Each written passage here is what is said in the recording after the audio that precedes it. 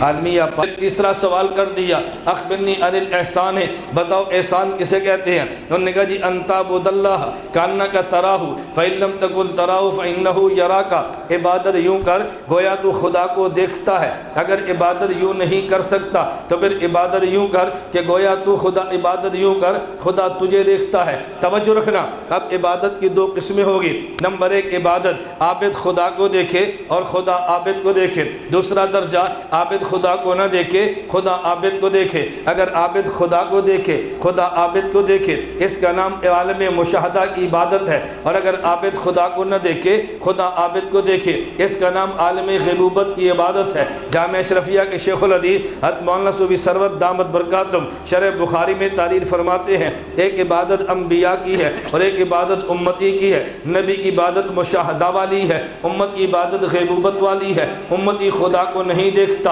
امتی خدا کو نہیں دیکھتا، خدا امتی کو دیکھتا ہے، لیکن خدا نبی کو دیکھتا ہے، نبی خدا کو دیکھ لیتا ہے۔ تو نبی کی عبادت مشاہدہ والی ہے اور امتی کی عبادت یہ غیبوبت والی۔ یہی وجہ اگر امتی ایک مرتبہ سجدہ کر لے، نبی ایک سجدہ کر لے، امت کے کروڑوں سجدوں سے افضل ہے۔ کیوں؟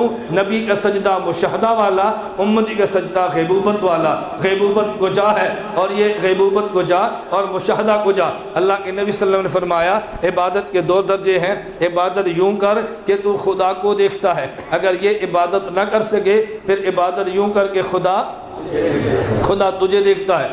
ایک شخص نے مجھ سے سوال کیا، اس نے کہا بھی تمہارے دیوبند کی خانقاہوں میں اور دیوبند کے مدرسوں میں ایک جملہ لکھا ہوتا ہے، اے بندے، کیا ہوا؟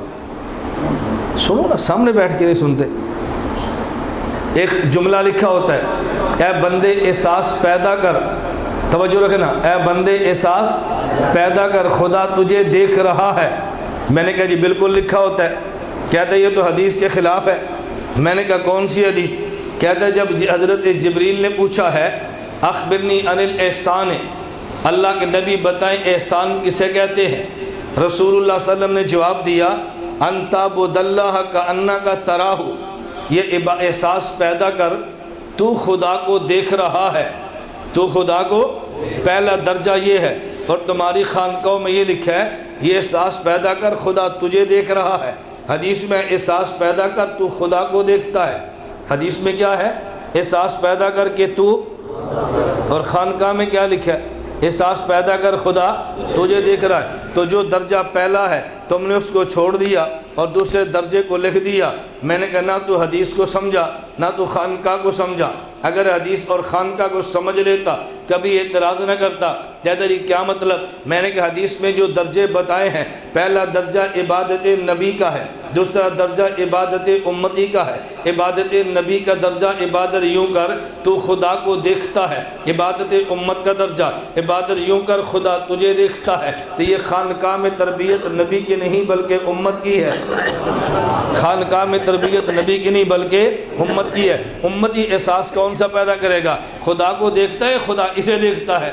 اگر یہ نبی کی تربیت کے لیے ہوتی تیرا سوال ٹھیک تھا، لیکن یہ تو امت کی تربیت کے لیے ہے، اس لیے جناب کا سوال ٹھیک نہیں ہے۔ نہ اپنے حدیث کو سمجھا نہ خانقاہ کو سمجھا۔ اگر سمجھ جاتے کبھی اعتراض نہ کرتے۔ بعض لوگ سمجھتے نہیں پھر اعتراض کرتے ہیں۔ ایک